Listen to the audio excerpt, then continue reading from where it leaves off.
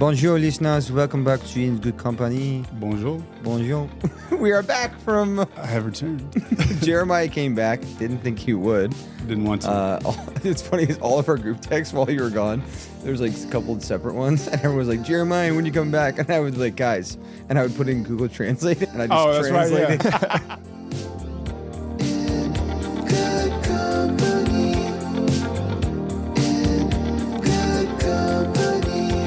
For those of you listening, Jeremiah just got back from his first time in France. Yeah, first time in France. Which is like the most iconic time to ever be there as well. It was crazy. It was Olympics. It was summertime. Nuts. I think a lot of people thought the Olympics was going to suck there because the French were complaining so much.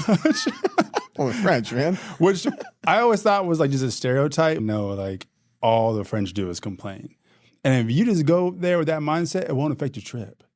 Like really, just knowing you just know it. Like, and don't let that bother you. But I can see how Americans would be like, oh, they complain.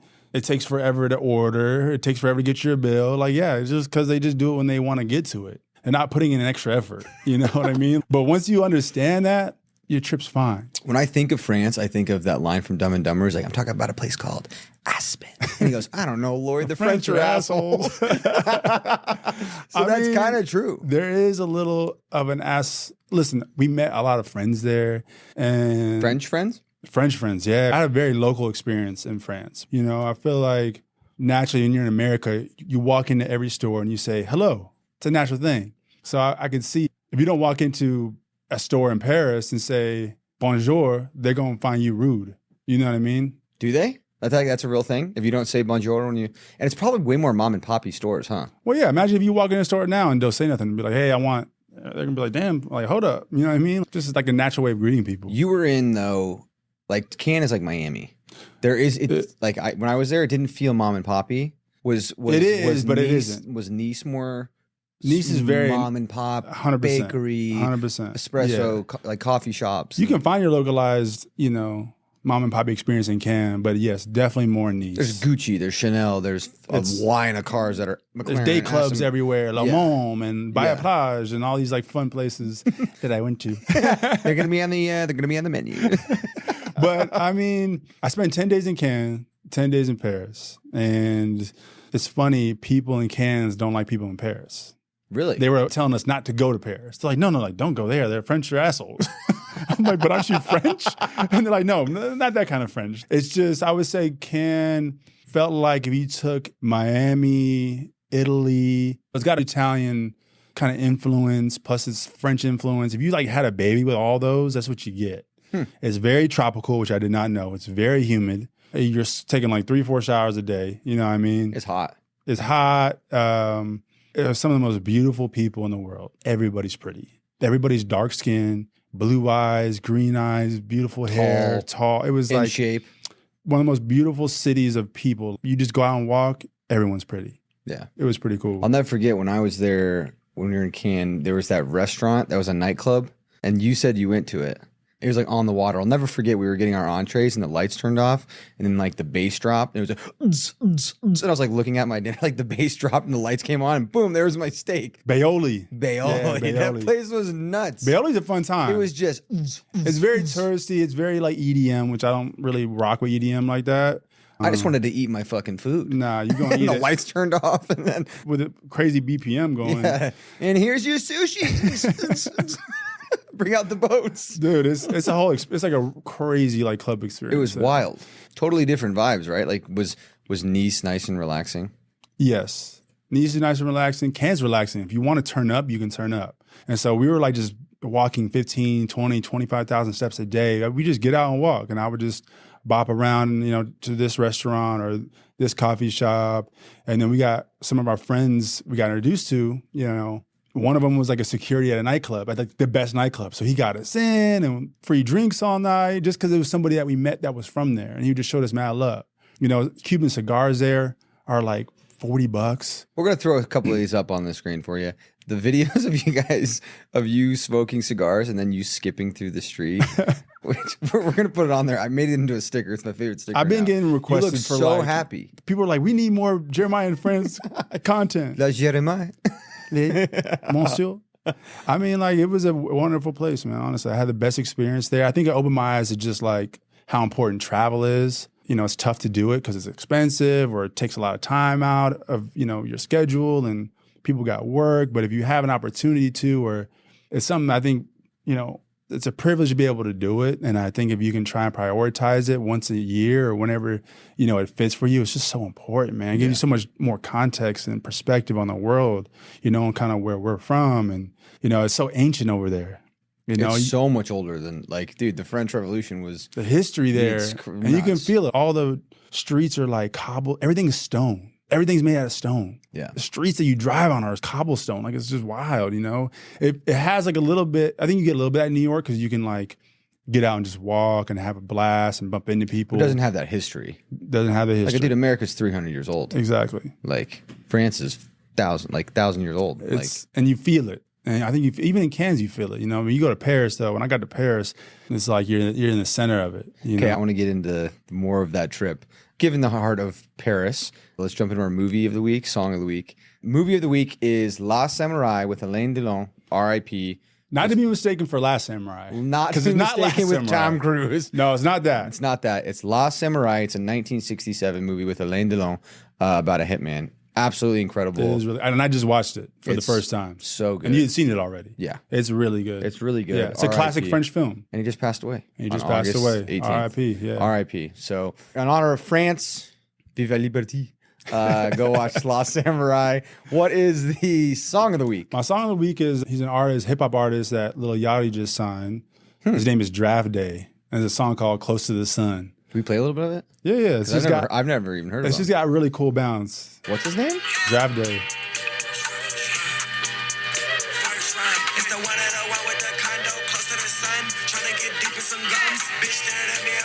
Pretty as sun. She was off Henny and Rum. I'm trying to fuck up my kidney or some. Put a 6 and a 2. I just double my juice. Fell in love with the juice. Come in my crib with no shoes. You got a nice flow. He's fire, man. I like when you hear a new artist or when you hear someone that you haven't heard before. He's new to us. And yeah, new to us. Yeah, he's new to His us, flow yeah. is so different.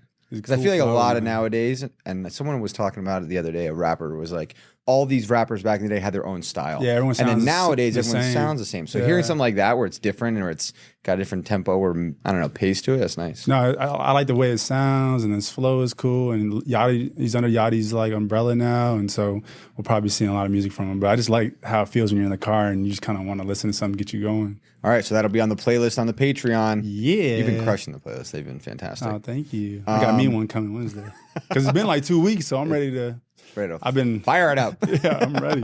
What is the 5-star of the week for you? My 5-star of the week is I've been definitely getting more into reading. And James Baldwin, who's a civil rights activist, but also just an incredible author, kind of literary fiction. Just I'm reading a book called Giovanni's Room and a book simultaneously called Go Tell It to the Mountain. I think the best way for me to describe it is like he deals with a lot of complexities of what it's like to be Black in America. I think he deals with like identity, race, politics, and what it's like to have a Black experience in America. I think it's good to know your history. It's good to see other people's like perspectives and opinions. Because I was having a conversation with my sister about all the textbooks we grew up on. Who are they written by? It's more than me just asking the question. You know what I mean? Like, who were they written by? Like, what was the purpose of it, you know, at that time? What were they trying to get the reader to have in their head? What was their history? Yeah, I mean, you think about when you cover like Nazi Germany, right? When you cover the Holocaust, when you cover... Dude, I was talking to this Mexican guy I know recently. He's like, dude, the Battle of the Alamo was way different in Mexico. But we idolize it. Like, you know, never forget the Alamo. You go to Mexico, it's a very different story.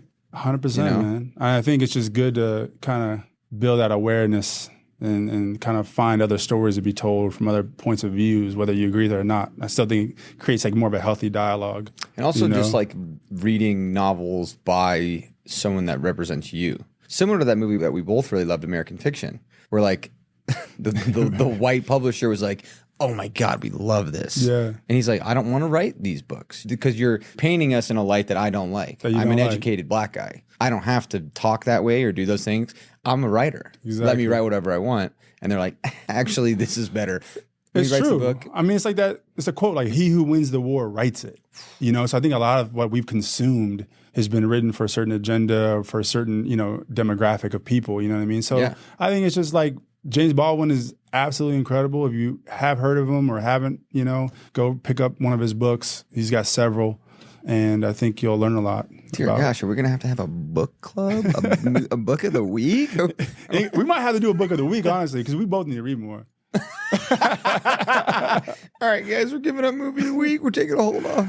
Book of the week. Dude, I'm down for book of the week. Yeah. That's something we can implement. I love. You can't read a book in a week. No, Maybe a book but a month. My sister. That seems more. My sister attainable. Alaska. Guess how many books she's read this year already? 25. She's got her Kindle. She's constantly reading. She has her little baby nap on her. Book. And you know what? She knows so much shit. It's crazy. That's what it does. It educates you. You just become like a better person. Like, for instance, the books that you're talking about, Yeah. if I were to read those, I'd have a totally different perspective and insight. And It makes you a better person. It educates you. It gives you confidence in what the fuck you're talking about because you know what you're talking about. You know what I mean? so we're just going to be a podcast with lists. What's our shoe of the week, movie of the week, book of the week, song of the week? We're the meanest fucking list ever. We're going to have a mean menu for The you menu guys. is just going to be extensive. It'll take you a day to get through. The books will be the entrees. Yeah, pretty much. But yeah, go read up on some James Baldwin. Which one should we put in the menu? What's out of the two you're reading right now, which one do you think you would want people to read first? Go Tell It to the Mountain. Go Tell It to the Mountain. That will be in the Patreon, in the menu, with a link to, I don't know, Amazon or Barnes & Noble. Yeah. What's your 5-star of the week? Mine is the shirt that I'm actually wearing. It's this company out of San Francisco. It's called Tailor Stitch. And it's like just upscale kind of men's. I rarely see you in like collared shirts. This is like a rare sight for people who don't I'm not a even. big collared shirt guy. I'm You're more of a not. cashmere sweater guy. But this one's super comfy. I like a collar shirt that's still casual. You know, like Well, my flannel or this is a collared shirt, but it's casual still. I love the pinstripes though. It goes crazy. Yeah, I like it. So Tailor Stitch, it's a Tailor company out of Stitch. San Francisco. They're awesome. They have tons of great looks stuff. great. Thank Yeah. you. Appreciate it. All right. So getting back into France. Yeah, back into France. Your trip was not only incredible because you're in a place you've never been before, experiencing new things with your friends, With my friends. but I was so jealous. You were there for the Olympics. I was there for the Olympics. Arguably the greatest team besides the Dream Team.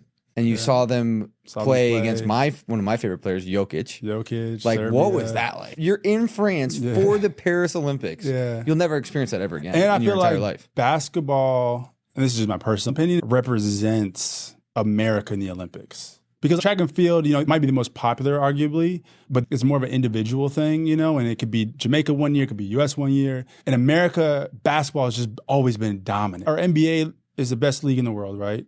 The best players in the world play in it. And so the NBA represents dominance. America loves to be symbolized or connected to the word dominance. And for me, the basketball Olympics for America is like represents that because we just dominate and we always get gold. It's like if they don't get gold, it's the most disappointing out of every other sport. Oh, yeah. It's basketball. Basketball doesn't get gold, it's a huge deal. Like swimming doesn't get a gold. It's like, oh, damn, maybe next year, or track and field, or maybe next year, but basketball don't. It changes the whole conversation. Well, that's the crazy thing now with the NBA is that it is the best league in the world. Yeah. Right? Yeah. But your best players, your Jokic, your Giannis, Wembanyama, Giannis, the Joker, Luka. like, so it's not a walk in the park to win an Olympic gold medal.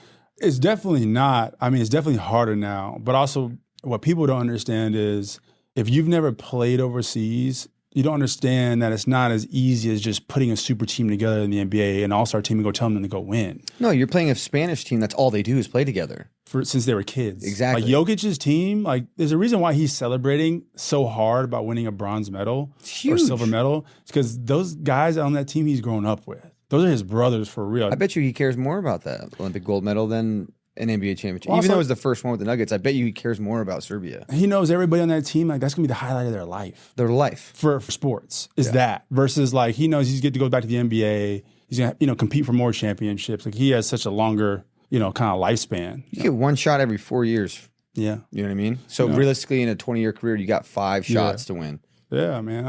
Honestly, I wasn't really into the Olympics a whole lot. I've never been into it until this experience. I didn't know, but I really haven't given a shit about the Olympics. It's cool. I like track and basketball, but I just didn't care about it a whole lot.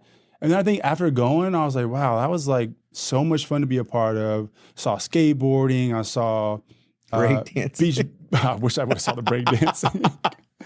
I saw beach volleyball, men and women a couple times. No, I should have more with the women's games. And then, I went to the Serbia game, and that was very nerve-wracking. We were down. The whole game. About 10, 12 points the whole game. And I was sitting next to my family, and I was just like, Austin texted me at halftime, we're fucking losing this game. My dad's texting me. I had so many people hit me up because it was scary. Because I think they felt like more of a threat than France did. Even though like the France game was close, I never really thought they could beat us. Serbia, I was like, nah. Jokic? I played in Serbia, bro. I know how they play. I understand it. And I was like, this team could do it for sure. And they have the best player, top 2 player on the floor with Jokic. So it's like, that was a scary moment. What fucked them, Serbia? You don't do this to Carmelo. They went on a run. You don't do that to LeBron. You don't poke a sleeping bear, bro. The run, I agree. I thought the run was coming because you could tell how much it meant to Steph. It was his first Olympics ever, and he was like, I am not fucking going out like this. Yeah. And I could tell everybody on the USA team was tense. Nobody wanted to take the mantle, the torch, and be like, hey, I got us for right now. And Steph's like, fuck it, I got it. That was the crazy thing when I was watching the last game against France. It was a close game with 3 minutes left. And it looked like everyone was very hesitant to, dribble into the lane and kick it out. They were. It got tense. It got tense. And then Steph was basically like, yo. Steph again. It's me. Like, dude, his last 3 games and his performances were so incredibly legendary and just added to his folklore. It's tough when you put 12 players who are the best players on their team on a one team. Like, there's one ball. And all these guys are used to getting the ball and used to being the man on their team. On Serbia, there's one guy who's the best player, and then everybody else is like role players. They know how to play, and they pass, and they cut, and they pass, and they cut. The NBA it's a much different game. Yeah. So I see why there was so much of a challenge for them to beat teams because they never play together, and every single one of them is used to being the man on their team because it's who are the best 7 players. Yeah. And those are who are playing. And that's what happens. Kerr's like blown away that Tatum and Halliburton didn't get in. I mean, you just got to pick who are the best 7 for this team. Like Tatum, you could argue he could have played, should have played for sure. But at the end of the day, it came down to, well, whose minutes is he going to take? Yeah. You ain't taking Ant-Man's. You ain't taking the KD's. You ain't taking Ant-Man didn't play a lot. Yeah. The last 2 games, Ant-Man didn't play a lot. Kerr played 7 players, bro, and that was it, And they won. I mean, best team ever. They say the dream team, right? Yeah. You got MJ, you got Bird, you got all those guys. Who wins if they play this new one? I mean, that's like the hardest question ever to answer. I mean, I don't know, man. Right? It's totally 2 different styles of basketball. The game is so much more... It's more worldwide now. Well, it's much more worldwide. It's expanded. There's more NBA players now from Europe in the NBA than ever. But it's like an impossible question, man. Yeah. It's because at the end of the day, you can't like discredit Dream Team and how good they were and how dominant they were. I mean, that's even to say that the Dream Team is better than the Redeem Team. Yeah, for sure. Because they were, did Kobe in that? Like, you can make an argument against all 3. Yeah. Would the Redeem Team beat the current Yeah. USA, Olympic gold team? And what's their name? Yeah, Dream Team, Redeem Team, and what's this one? I have no idea. Yeah, we got to find it. Paris was awesome, man. Top to bottom. I was eating 5 croissants a day, bro. I gained 20 pounds there. I don't care what anybody says about the bread and the ingredients. Yes, they are better. You can gain 20 pounds and not feel terrible. That's what happened to me. We were walking around a lot. It's healthier, right? Definitely. I mean, listen, the ingredients are better. By the way, the milk there is so good. My cappuccinos were out of control, bro. Really? I was drinking 4 caps a day. The milk is so good. It's a city where they really exemplify quality.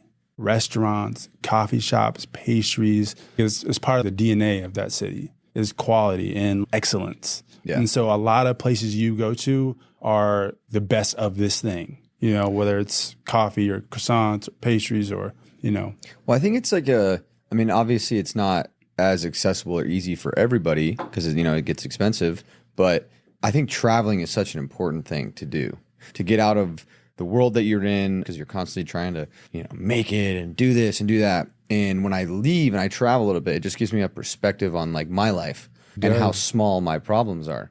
I mean, yeah, there was a couple times where I was like, I would like just, move here and become a barista and, live in an attic with a skylight, call it a day. You would be happy doing that. It's just a nice change of, I don't know. It's a simpler lifestyle in a way. I think the pressures of living in America and what success looks like here is a lot different than what success looks in some of the European cities. Even for as big and, first world as Paris is, people there just kind of live a much, more reasonable lifestyle when it comes to work. Yeah, especially when you're in Nice. I mean, they take a whole month off in Italy. All of August, all the businesses just shut down. It's like mini COVID for a month.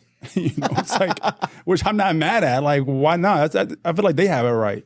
The other day, my mom called me and I was taking a nap, and she goes, "God, you're so Spanish." And I was like, "What do you mean?" She goes, "In Taking a little Spain." siesta? Yeah, that's what my mom said. I've always been a siesta guy. Love a good nap. And yeah, so in Spain, they do that every day. They do a siesta and they take their little nap, and it's not work you to the bone, grind, retire. Yeah. It's enjoy your entire life. Yeah. Which I think is freaking awesome. Yeah, they work so they can live. You know, we like live to work, bro. It's, you know, part of our fabric is America, what, you know, separates America in some ways too. So I get it. Yeah. But when you came back with a different energy too, though. Man. Like a rejuvenated, inspired, ready to get back to the hunger. Yeah, butter coming through my pores. I mean, it's inspiring because I think it's just the architecture there. You know, I think the attention to quality there, artwork, I mean, everything. It's just such an inspiring. It is, man. It was so cool. My trip wasn't as inspiring. Jeremiah called me when he was there, and I was at a bachelor party in Tahoe. You were at a bachelor party. I don't even remember the FaceTime. I don't think I've ever seen you that drunk. I don't know if I have ever been that. Well, we could probably post one of the videos. Every bachelor party needs the one guy to create all the stories for everybody. Someone needs to take the mantle. Tone setter. Tone setter, put the bachelor party on his back and be like, don't worry, guys, I got us. I'm your guy. You're going to come back from this bachelor party and be like, yo, I got a story for you. You know what I mean? And you're the guy, bro. I am. Yeah. Yeah. When I get home. And I was supposed to be there, but I couldn't attend. I was in France having fun. Yeah. No, like for instance, we had our other buddies. Yeah. I was wilding. I was having a great time. I'm a tone setter. And then this one was kind of the same thing. I was chugging beers. But I get home from these trips and I'm like, damn, am I reckless? And then I'm like, no, someone needs to do that. Someone needs to like make it a fun weekend, be that guy. I feel like Will Ferrell in Old School, where I'm going to have fun. Everyone else is going to have fun. And that's the thing I have to remind myself when we get home. It's not like I was this blacked out at my friend's 40th birthday. I mean, it's a bachelor party. We all have the reckless gene. I'm supposed to do that. We all have the reckless gene. It's like, are you going to press the button or not? You know? Mine's been pressed too many times. I mean, how many bachelor parties have you been to this year? I'm a groomsman like 4 times this year. And my dad the other day goes, always a groomsman, never a groom. I was like, thanks, Dad. Appreciate you. Thanks for the vote of confidence. Yeah, thanks, Dad. My mom goes, honey, you're going to get married someday. But I've been to a lot this year. And that's the cool thing about this most recent one is everyone was a full sender. There wasn't like I'm not actually drinking. Because that kind of buzz kills it. It does buzz kill it. You know what I mean? Where everyone's having fun, playing beer die, doing their thing. And you got that one guy who's like talking to his wife. Were there strippers? Not at this one. Really? It was a bagpiper. Really? You chose the bagpipes over the strippers? We're in Tahoe. You know what I mean? Why do you think strippers are such a thing for bachelor parties? I don't know. You're one last hurrah to see you naked. It's like, dude. Fair. But like, is that a thing? I don't know. For instance, I think there was definitely the vibe with some people that are like, they don't even want strippers because of they have wives, I mean, right? We were in a situation at a bachelor party not too long ago where a couple of guys were freaking out. Yeah. Like, my wife can't find out that strippers were coming. Yeah. Because they've had... I can't even say it. Because they've had previous experiences. Oh my God, I know what you're talking about right now. That didn't go well with strippers. Yeah. You know? And so they were all out of their hall passes. They were. You know what I mean? Hall passes gone.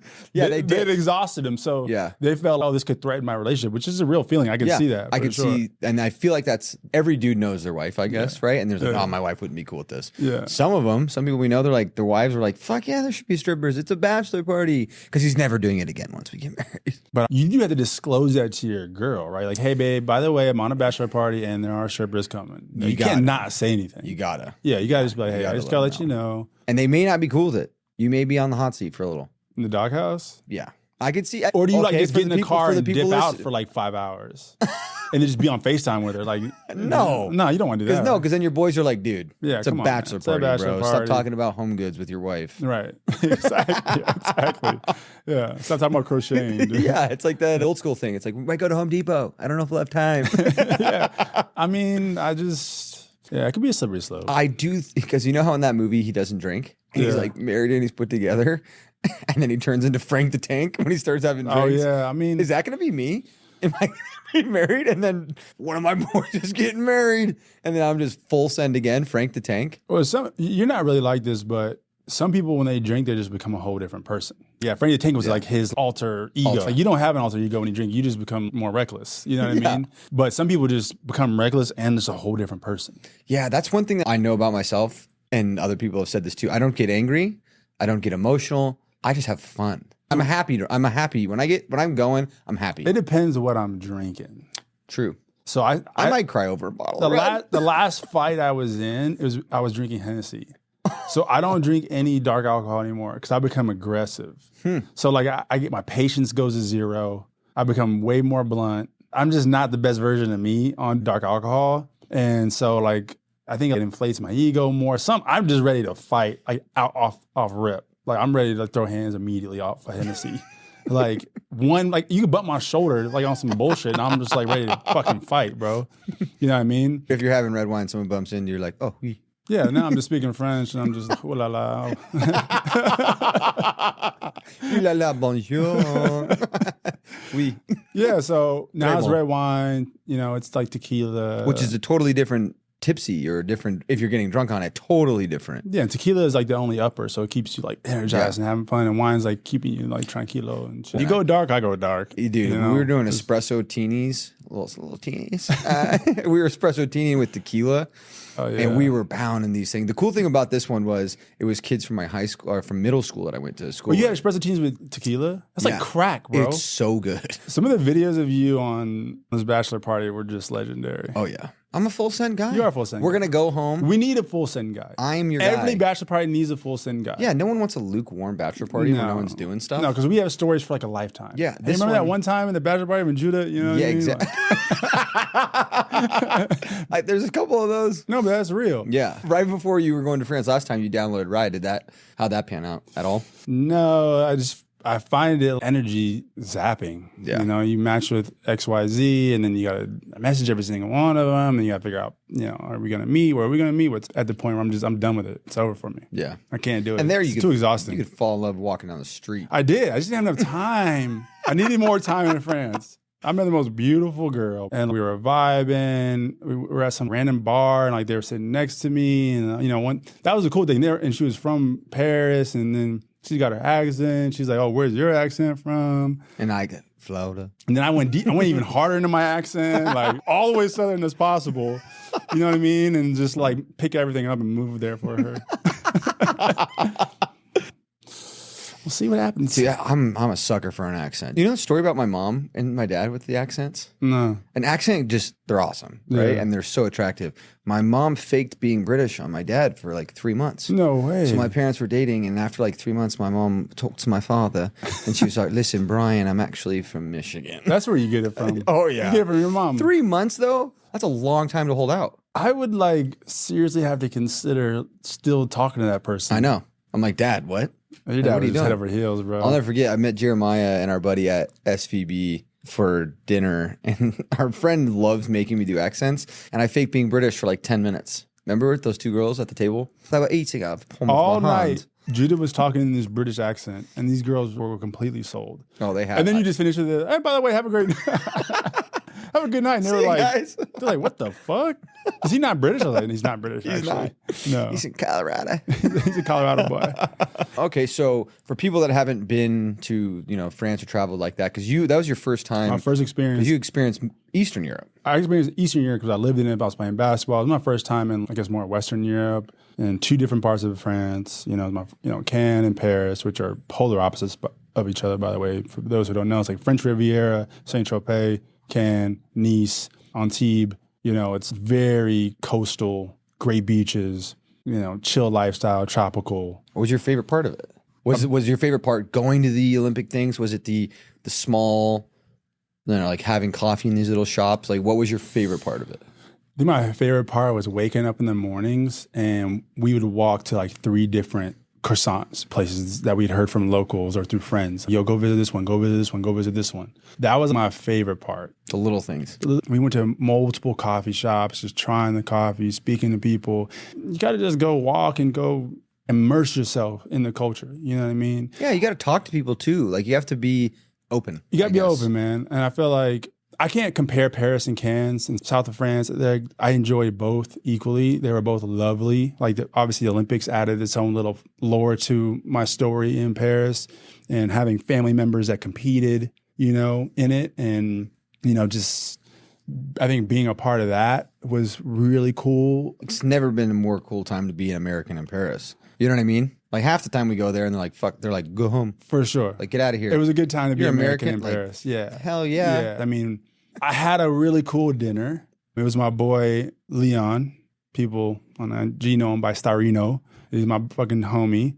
And it was his birthday dinner. We went to a really, kind of fun hip place called Sienna, where it's indoors, but you're like, DJ's bumping, food's coming out, it's like high energy. And to our right, literally sitting right next to me, I didn't post about it, but Djokovic celebrating with his gold medal. And you sent me a video and he's like biting it. Yeah, and I love tennis. I'm sitting next to arguably the best tennis player of all time. And then they put on a couple of songs and everybody's just up on top of the couches at 3 a.m. on a Sunday. You know what I mean? That was like, it was the most incredible. It's insane. Yeah. So shout out Leon. That's so nuts. Yeah, Jeremiah sent me a video. He was like, dude, I'm not coming home. And then I'm zooming in on this video. I'm like, is he? Djokovic just in the corner with the gold medal biting it. Yeah. I was just like, what? Yeah, I don't think he's taken it off to this day. Ooh, I want to talk about this. The gold medals have they're not as nice. I didn't know. What is this? So when I had so many gold medals in front of me.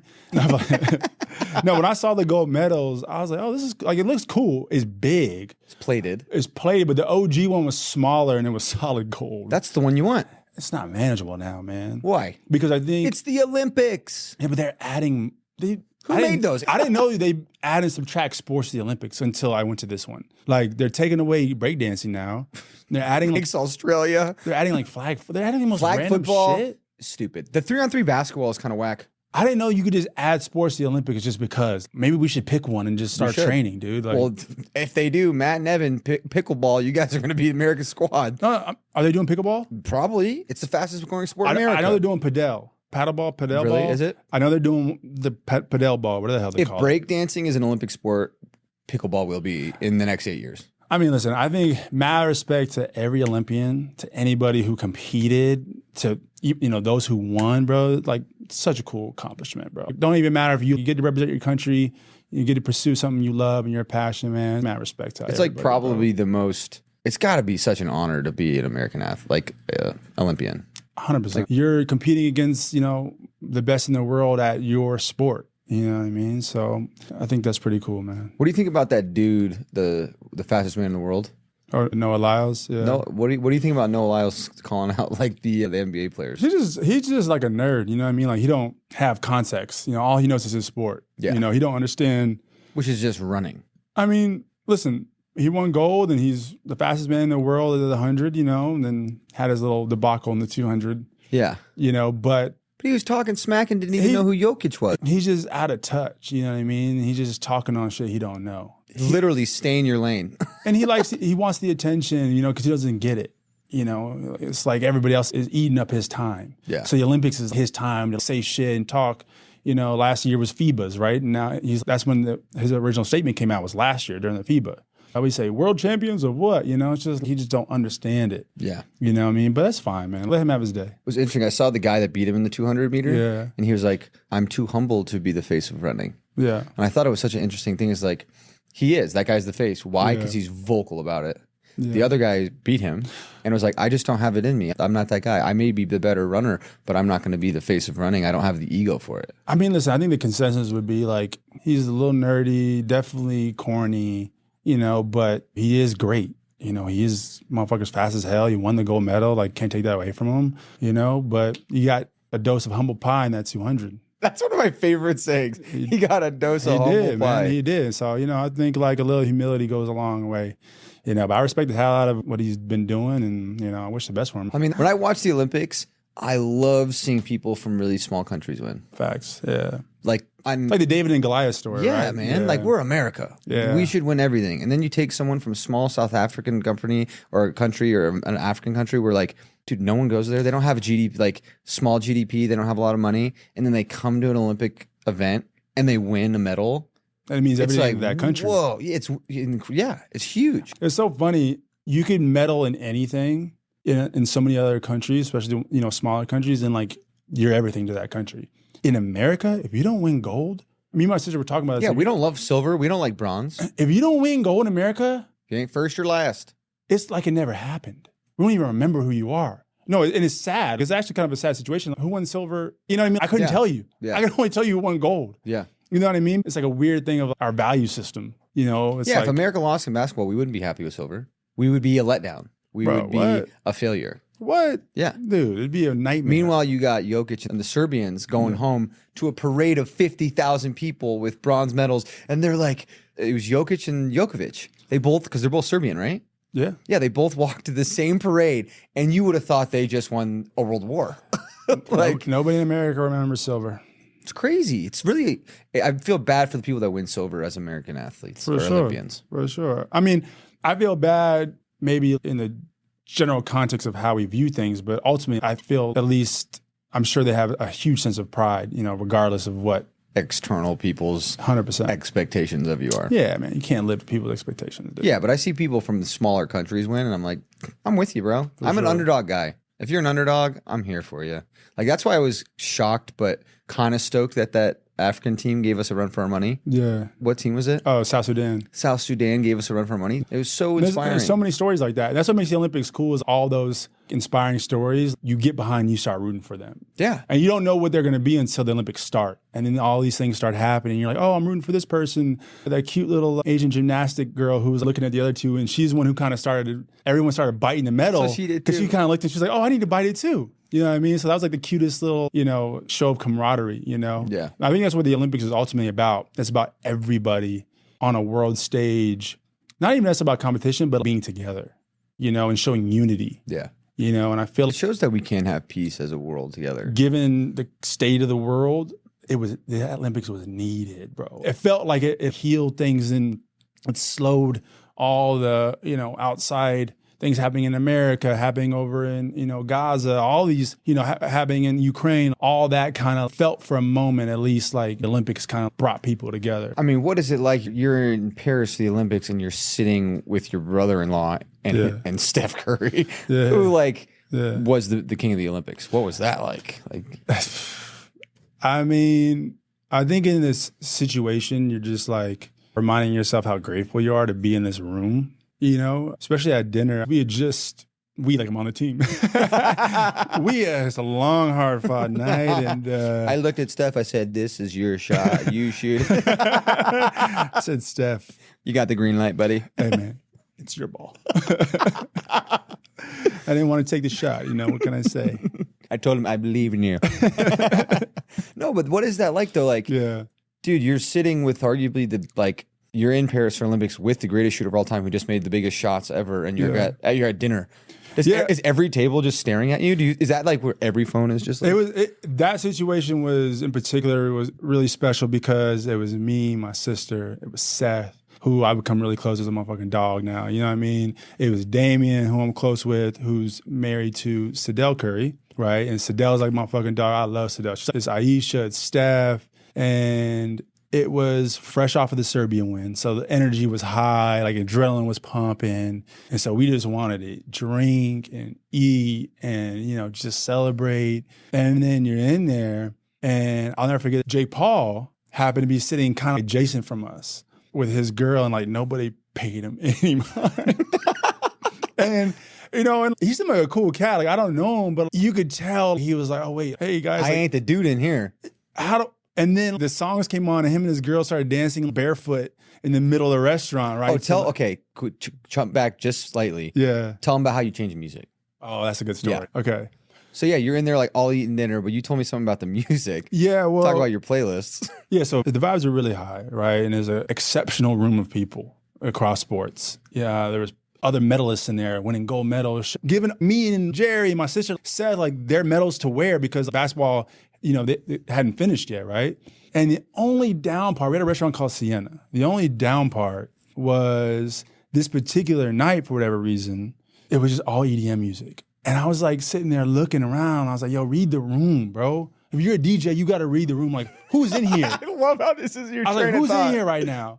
My ass goes up to the owner of the restaurant. Bless his heart. I was like, hey, man, you know, just kind of looking around the room. No one's really like bopping their head. Could you please ask the DJ to change it to R&B, you know, 90s, 2000s?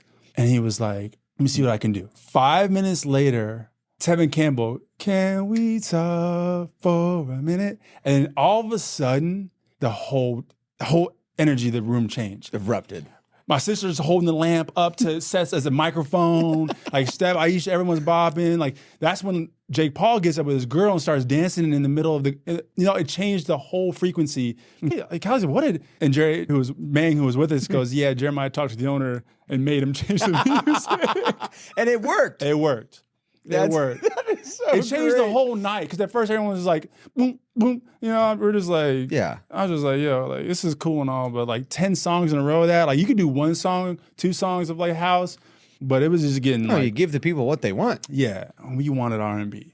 And it just And then he's following up with like J-Lo, and he's following up with fucking Creep by TLC, and then it goes into all the like classics. Ja Rule in there. Ja Rule. Would I be without you? Who's the one? Who's the one? Do that again. Would I be without you? I only think about my baby. The thought alone might break me, and I don't want to go crazy. Exactly. 'Cause every thug needs it. Even I get happy just singing That's it what I'm right saying, now, bro. Like I just knew I had to do something.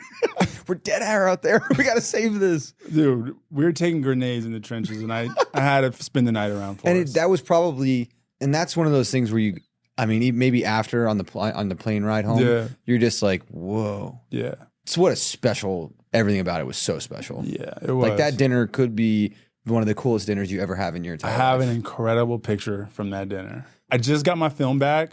I just got my film camera back. I got like 100 photos. 80 of them are dark and you can't see shit. I'm just like, you just never know what you're gonna get with film. That's the problem. If you don't have like a real good film camera, which you have no idea. You have no idea what's coming back to you. If you're using disposables, bro, go ahead and count 75% of them out of the window, which is what I was using. I was using those little cheap $20 ones. I'm investing in a camera these next 2 weeks because it's like, well, you can mess with the aperture on a real film when leaving it open enough for dark light. But I have a mean fucking picture of that dinner. Really? Yes. I have 2 mean ones. I have one Seth singing. He doesn't know about that.